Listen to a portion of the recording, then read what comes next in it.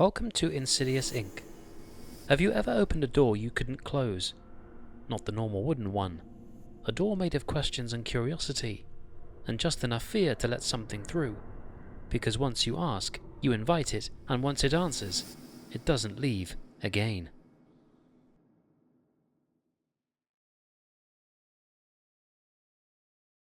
I was 13 the first time I touched a Ouija board. It wasn't mine. It belonged to my older cousin Maya, who was edgy, fearless, and just reckless enough to turn a sleepover into a séance.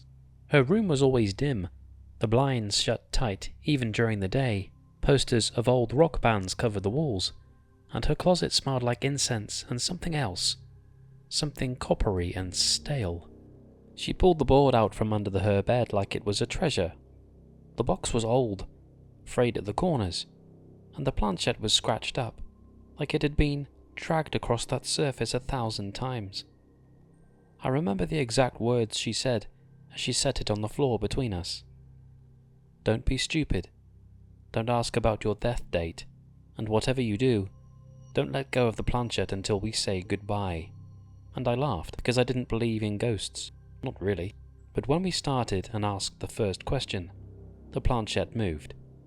Not wildly, just a subtle nudge, but enough to send a sharp jolt down my spine and make my breath cease.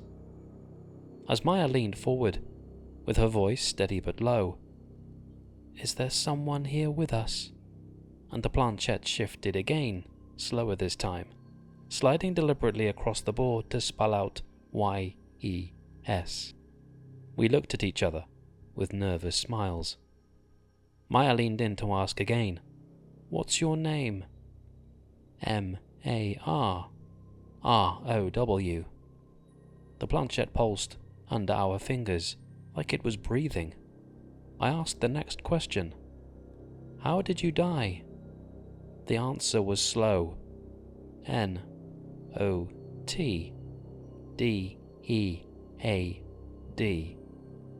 Maya immediately went pale. "Okay, no, we're done. Goodbye." But before we could move the planchette to goodbye, it jerked. Our fingers were still on it. It spun in circles, faster and faster, until the board groaned beneath it, like something inside was straining to get out. Then it stopped. It spelled one more word. O-P-E-N. That's when the light bulb above us exploded, which resulted in both of us screaming. Glass rained down in tiny shards, sparkling like ice on the carpet. The room plunged into darkness, lit only by the red glow of Maya's lava lamp in the corner. And in that strange, shifting light, the board looked alive. I scrambled back, nearly tripping over a pair of shoes, but Maya, she didn't move. She stared at the board, frozen, like something had her by the spine. I whispered her name, but she didn't answer. She only blinked, slowly, like someone waking up from a dream, and whispered back to me, "It's still here." Then she stood up, walked over to her closet, and shut the door, locked it from the inside, and wouldn't come out for hours. When her mum finally got her to open it, she didn't remember any of it. Not the board, not the name, not even me being there that night. But I remembered, clearly. And things only got worse from there. That night back at my place, I heard it. A creak. A slow, dragging sound across my bedroom ceiling. I tried to sleep. I told myself it was the wind or maybe squirrels. Maybe anything other than what I knew deep down it was. But at exactly 3:11 a.m., my bedroom door creaked open. Just a few inches, which was enough for something to watch. I didn't see anything, just a sliver of hallway. But I felt it. Something standing there, staring, not breathing, but just waiting. I couldn't move, couldn't speak. And then from behind me I heard a whisper, "Still open." I turned around as fast as I could, but no one was there. It was just my room and me. But it didn't feel like just me. For weeks after that, things got worse. Lights flickered, doors creaked open on their own. My dog refused to come into my room. Sometimes I'd wake up with scratches on my arms. Thin, red, and in patterns I couldn't explain. I started hearing the name we spelled out on the board in strange places, even on TV, whispering between commercials in songs. Once, it popped up in a text I never sent. As for Maya, she got worse. She started having night terrors. Her mum found her standing at the edge of her bed one night, whispering in a voice that wasn't hers. The board was never seen again.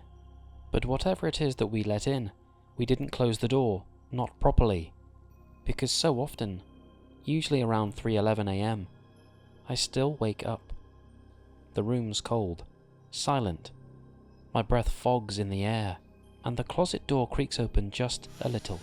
Then I hear it, right next to my ear, still open. After that night at Maya's, I couldn't shake the feeling that something had followed me home. The air in my room felt heavier than usual. Shadows seemed to linger longer than they should, and an unexplainable unease settled deep within me. I tried to dismiss it as an overactive imagination, a residue of the fright we'd given ourselves, but deep down, I knew better. The first incident happened a few nights later. I was lying in bed, the soft glow of my bedside lamp casting comforting light against the darkness. As my eyes began to close, I heard a faint whisper brush against my ear, saying, "Still open," and my eyes snapped open as my heart pounded. The room was silent except for the rhythmic ticking of the clock, and though I sat up and scanned every corner without finding anything unusual, I convinced myself it was just a dream, and lay back down.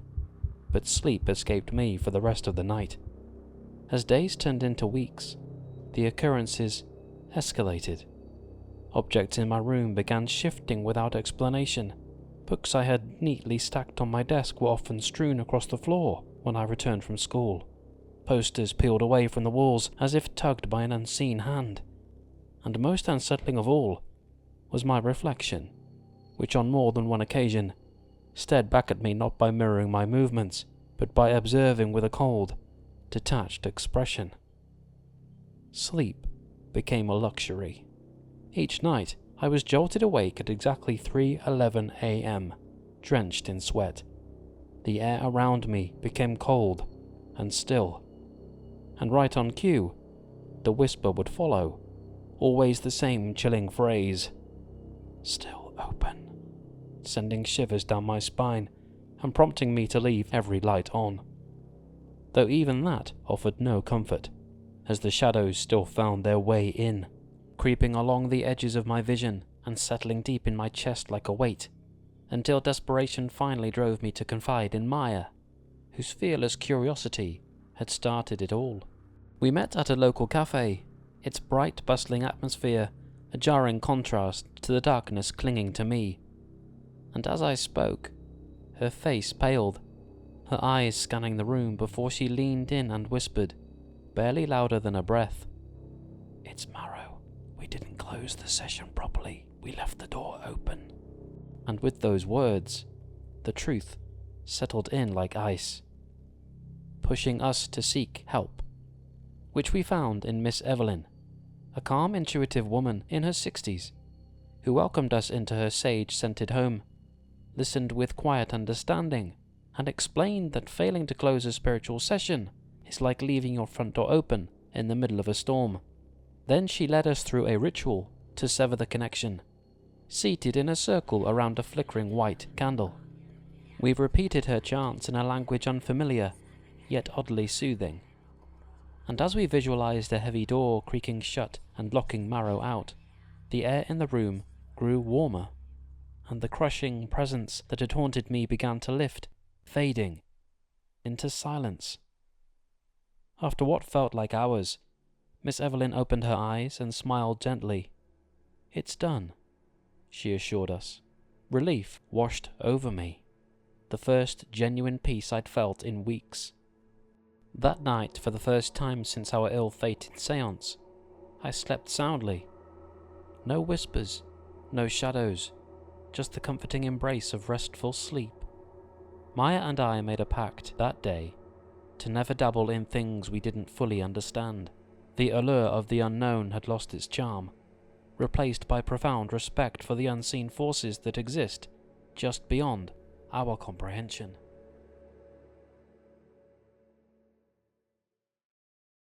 Some games are meant to end. Some doors are meant to stay shut. But when you treat the unknown like a joke, don't be surprised when it starts taking you seriously. Thanks for watching Insidious Inc. If you enjoyed this creepy story, make sure to like, comment your thoughts, and subscribe for more chilling content. And whatever you do, don't play alone. See you next time.